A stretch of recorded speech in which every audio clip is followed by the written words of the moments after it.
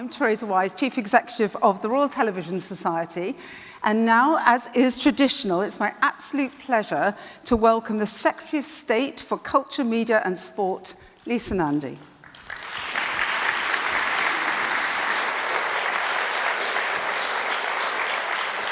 Thank you so much.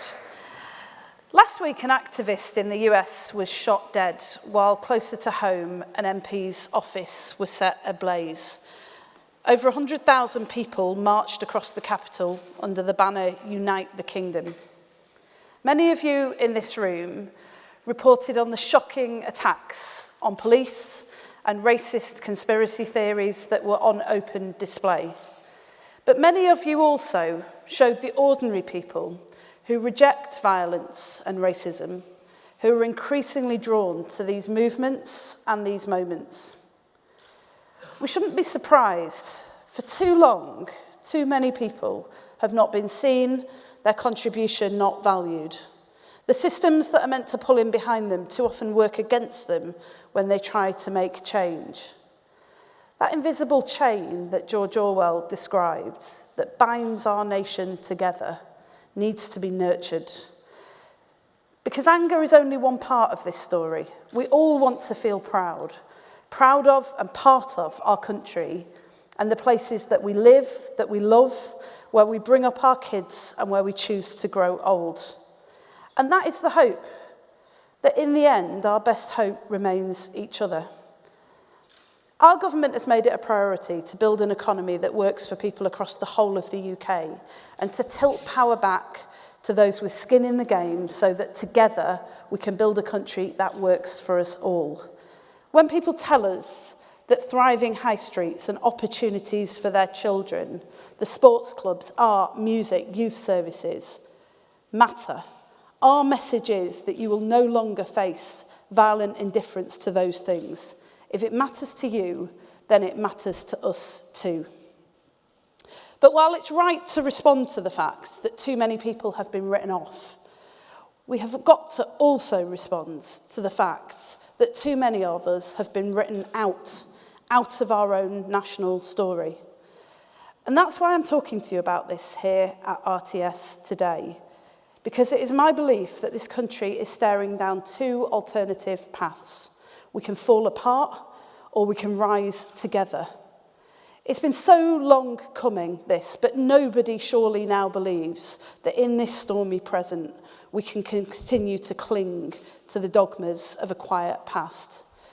Every single one of us in this room, whose role is so critical to the future of our country, faces a choice. We can drift into a future that we've glimpsed several times in recent years, where only some of us can be seen and heard, and where most of us must lose in order that some of us can win. Or we can choose to build a country that is wide and inclusive enough to respect and recognise all of us, civilised enough to embrace difference, debate and dissent without being destroyed by it. And in this room we can choose.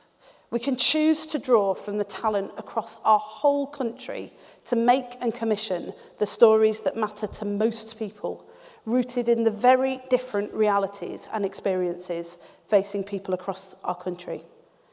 We can choose to enlighten and inform, arm people with the facts they need to allow for civilised debate about the future of our country, whatever choices they then make with that information. We can choose to provide and protect high-quality, impartial news, as Christiane Amanpour says, that is truthful, not neutral, and forges the basis of shared understanding. And we can choose to invest in great entertainment and culture that brings us together, provides those shared national moments, provokes us, and makes us think. Art still has power, as Matthew Arnold put it. Take refuge there. We already have the foundations to build that future. In Britain, we have a unique strength, a strength that is the envy of people across the world, that underpins our whole broadcasting ecosystem. That is our public service media, which provides us with higher levels of trust, higher quality debate, greater intolerance for corruption, and shared national moments. In short, one of the most valuable tools we have to empower our citizens to help us understand one another and make our own informed choices, whatever those choices may be. And yet, as Ofcom have warned, this vital part of our national culture is under threat.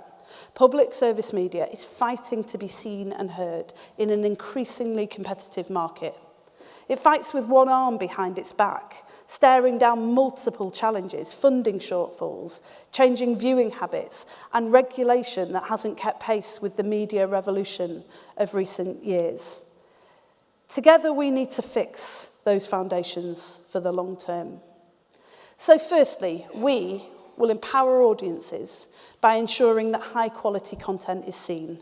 The Media Act ensures public service media has prominence on smart TVs, but we want to go further. As video viewing moves away from broadcasters' own services and towards third-party platforms, we support Ofcom's recommendation that public service media content should be prominent on major video sharing platforms and on fair commercial terms. If we need to regulate, we will. But we'd prefer industry to come together to move on this and move quickly, because as you and we all recognise, we all benefit and are all stronger for the dynamic mixed ecology of our commercial broadcasters, streamers, studios and content creators that together with our independent production sector make the UK a global TV powerhouse. Secondly, we'll act to empower audiences further, so not only do they see high-quality content, but they can distinguish between news and polemic and misleading or false content. The lines have blurred in recent years, and it's eroded trust in our media, democracy, and most dangerously, in each other.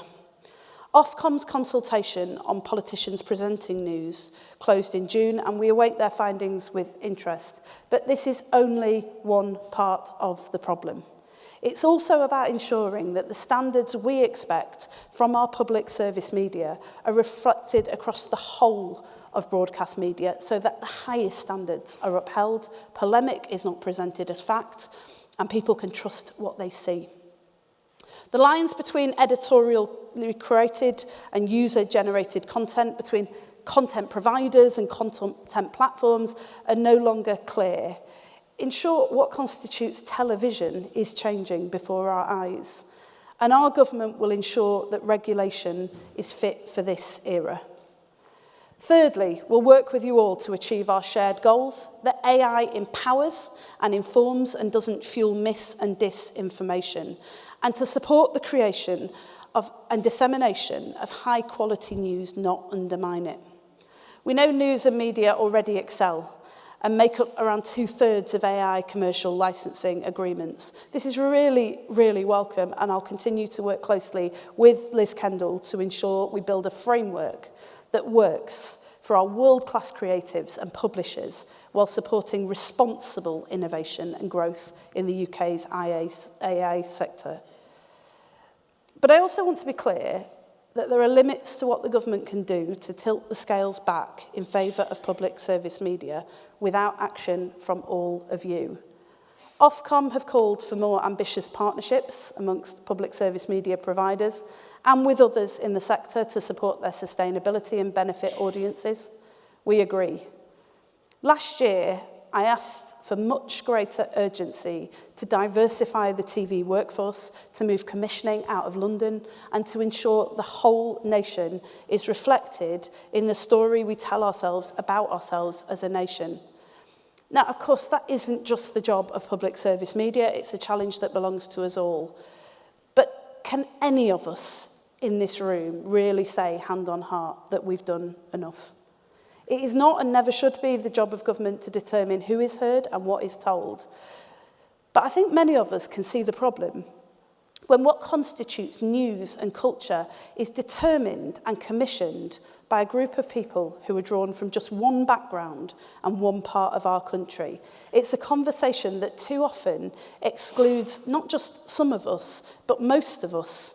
It's no surprise then that when people feel what they see lacks relevance to their lives, they seek out other sources of news, culture and information. And when they find messaging that resonates, that tells us that others are winning at our expense, that we should be afraid that if change is coming, it will only come from ourselves, then there's no limit to this. We hear that London is falling, that civilization is on the brink, that chemtrails are being used to control us, and we become susceptible to mis- and disinformation that chimes with our experiences and the worldview that is born from it. Now, look, I know the media is not responsible for this alone. We all have a responsibility to take a long, hard look at ourselves. And you, most of all, must continue to hold a mirror up to a political system that over the years has seen trust erode. But when I ask for change in an industry where commissioning power is still concentrated in London and the workforce remains overwhelmingly drawn from one background, this is why. Because you're too important to be anything other than relevant, trusted forces that are felt to belong to the whole nation. There's no shortage of incredible examples of the force that you can be, from Granada's role in the fight for justice for Hillsborough, to Mr. Bates versus the Post Office, which brought national attention to one of the greatest miscarriages of justice in recent memory. We've seen huge success from Hat-Trick Productions and Channel 4 with Derry Girls, a show that brought humour, heart and humanity to one of the most turbulent chapters in our recent history. And in the West Midlands, the BBC's partnership with Stephen Knight, working with the Mayor, is not only doubling its content output in the region, but also creating jobs, driving investment and helping to power local growth. They show us what is possible, and they show us what can be done. Finally, every conversation I've had with any creative over the last year has acknowledged the absolutely fundamental role of the BBC in our creative industries. And I want you to know that as a government, we believe in the BBC. It is a light on the hill for people here and across the world, and the best defence against the tide of toxic populism, fear and division that sows distrust and costs us the ability to understand one another. In a time when the things that should bind us together, patriotism, flags, our shared history, these big national moments, moments of togetherness, are now being used to break us apart, those of us who believe in a cohesive nation must protect the commons. And there is a chronic shortage of those spaces that bring us together at precisely the moment we most need them. Only the BBC could provide shared national moments like the VE Day broadcast this summer, or the two most watched shows over Christmas where almost all of us stopped and took part in a national shared experience, Gavin and Stacey, and my personal favourite, Wallace and Gromit. Stories that reflect the whole of the UK, not just London. An institution that was founded to bring the best that has been thought and known to every home. If it didn't exist today, we would have to invent it. And we hold the BBC to the highest standards in government and across Parliament because it matters so much. Upholding basic editorial standards, whether in relation to Gaza or anything else, matters precisely because those voices from Palestine and every place where sunlight is needed must be heard and must be trusted. People have to be able to trust not just what they see and hear, but in the BBC as an institution. And that is why I will never let up on insisting on the highest standards in workplace culture and swift, decisive action when they are breached. These conversations are never easy, but they matter. And it should be a source of pride to us all that the BBC has played a leadership role in setting new industry standards by joining CISA and demanding those same standards from those it commissions. Through the Charter Review, we're determined to ensure the BBC remains relevant to audiences and that we feel a deep sense of connection with our national broadcaster. It must be able to command the trust of the public, provide honest, truthful and fearless reporting that holds power to account, however uncomfortable for those of us in public office. And the Charter Review is our opportunity to future-proof the BBC so it thrives not just for the next decade, but well into the next century. We'll look at how to fund it sustainably so it can deliver for all of us, not just some, to drive the growth of the creative industries, to nurture talent, to create jobs and invest across the whole of the UK, and how it can continue to be the light on the hill, both here and overseas. Later this year, we'll launch our green paper, and we ask all of you to be part of the conversation, because the BBC belongs to all of us, because the strong tradition of excellent media in our country must be treasured and nurtured in order to thrive, and because in the era we're living through, to thrive means to change. If I'm asking a lot of you, it's because so much is at stake. There is no choice but to change, and that in turn presents all of us with a choice: to fall apart or rise together. This government has chosen. Will you? Thank you. Thanks.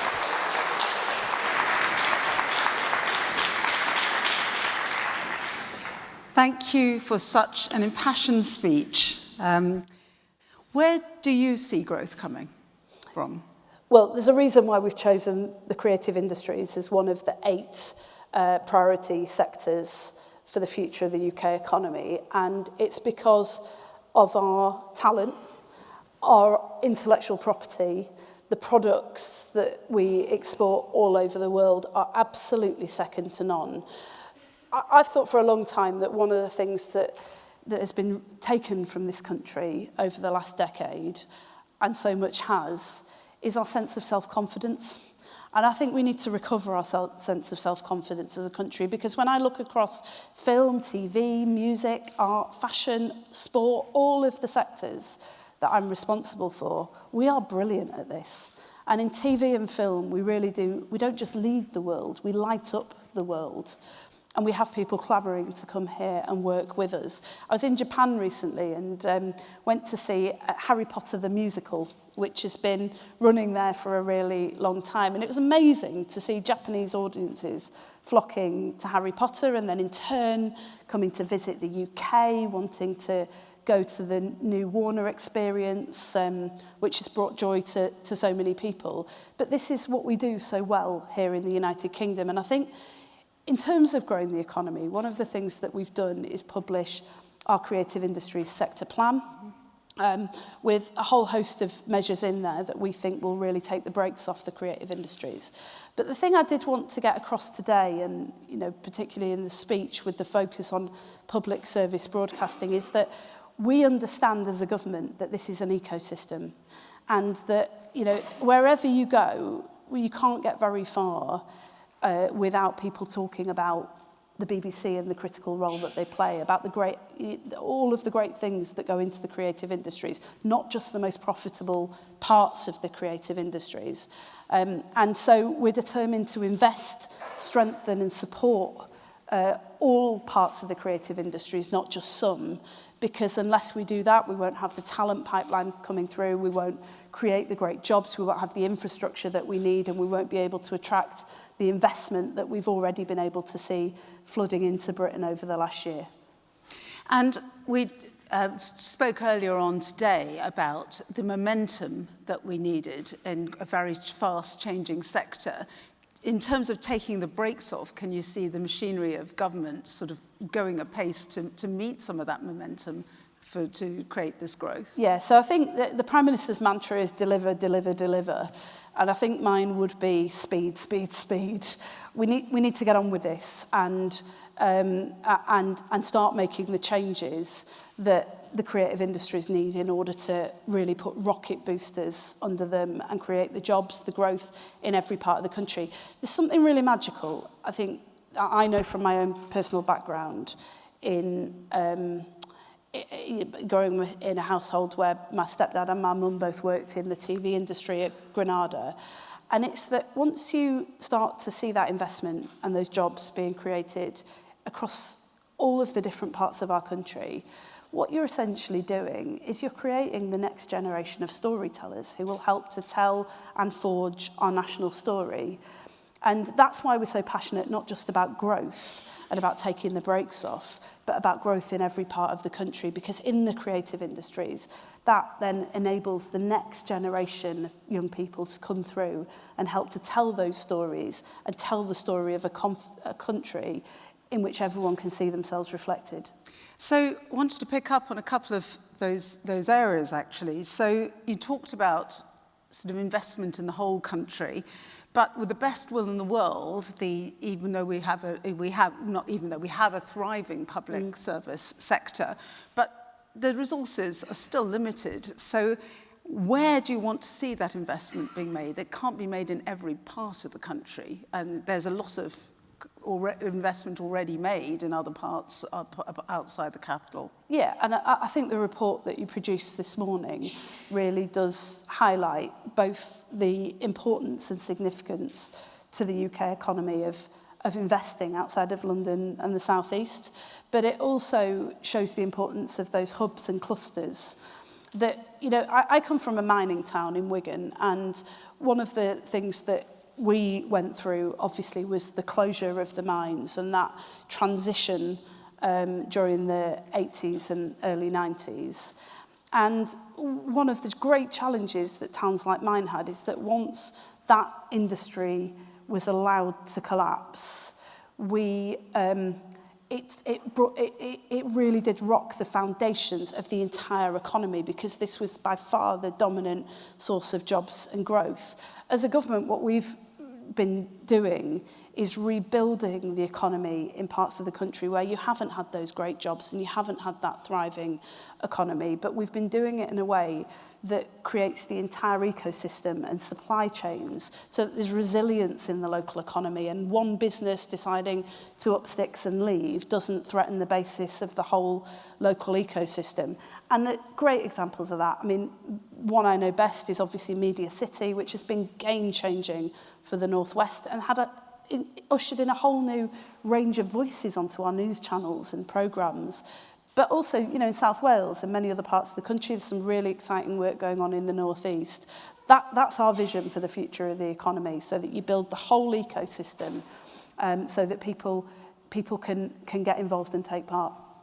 So I wanted to thank you for that. I wanted to pick up on another sort of theme that you mentioned, which is next generation training, skills, and so forth. And one of the challenges that many of our organisations face is that the growth and skills levy means that there is a pot to spend on training, but it can only be used in areas rather inflexibly for our industry at the moment. How do you plan to make the Growth and Skills Fund fit for purpose?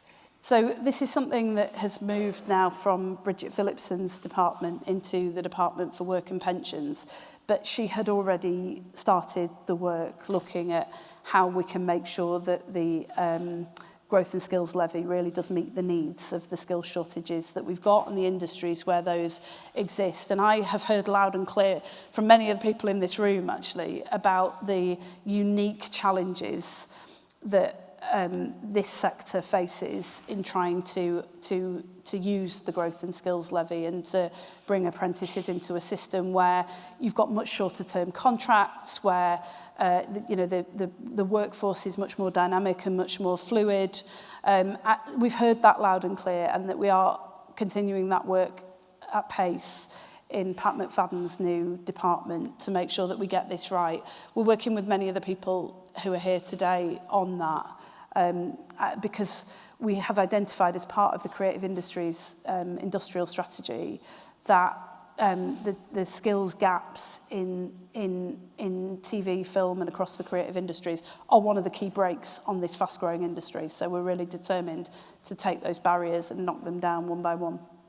Thank you. That's really reassuring to hear that direction of travel. I've got a couple of moments for questions. John McVeigh.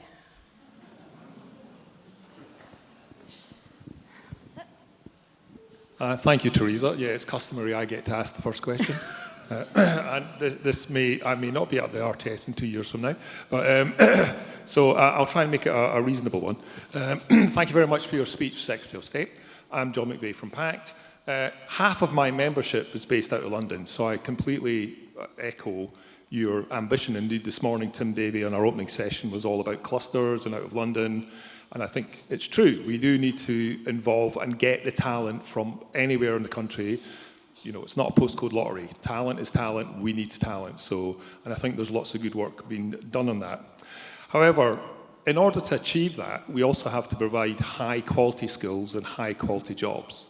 Now, in some areas in our TV economy, and TV and film are the crown jewels of the creative economy, we are under severe pressure in order to raise the money to make the shows to the quality that's required, not just for our audiences, but in order to compete, because we're in a global market now. So it's really hard to get that money. So what appetite, I recognise the other regulatory things and legislative things you're considering, but what appetite is there in this government to look at how you might intervene to ensure that we can make those shows, particularly in children's, comedy and domestic drama, to the standards that we can engage, not only just get the voices, create the skills, but tell the stories that will make sure that people want to watch them? Well, I mean, first of all, John, thank you. I think you asked me this question last year. So I'll have another go. But can I just thank you as well for everything that you've done, you know, flying the flag for the industry and flying the flag for out of London as well. We really appreciate it.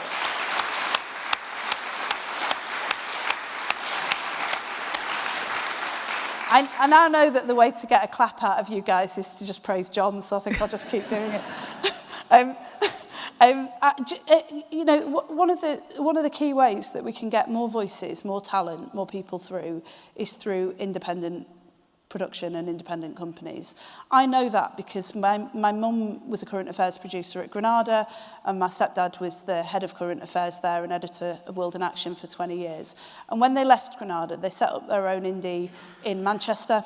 And the most amazing array of talent passed through those doors in those years, including Gwyn Hughes, who went on to do Mr. Bates versus the Post Office. And we're all claiming credit for her success. But it was, you know, there are so many people who would not have got their first start in the industry if they'd had to move to London because they simply can't afford it. I was at Plimsoll Productions in Bristol recently. The work they're doing with young apprentices is incredible. It's the same with Stephen Knight's project in Digbeth, recruiting from the 5 most deprived postcode areas in Birmingham. Can we honestly say that we're reaching the widest range of talent at the moment when it relies on people to have their parents' backing, to have money, to have the ability to move to London in order to get into the industry? So it's a game changer. And one of the things that we're really keen to do is to work with you all to support our independent companies much more. We recognise that there are big challenges. I know there's been an ask-in about extending the tax credit on high-end drama, and that is with the Treasury at the moment, but I've heard that very loud and clear. But there are other things that we can do as well. I mean, supporting public service media is part of it, because when public service broadcasters commission independence, you keep your IP, and that is a significant advantage. So a thriving PSM sector also helps to sustain indies. But there is more that we can do. I mean, if, you know, to the commissioners in the room, if your commissioners are all still in London, really sort that out. And if you're asking independents to get on the train to London and pitch every time, recognise that that is having a really, really damaging impact on a brilliant sector. It means it's a huge thing to have to send half your staff to London every time you want to get a show commissioned.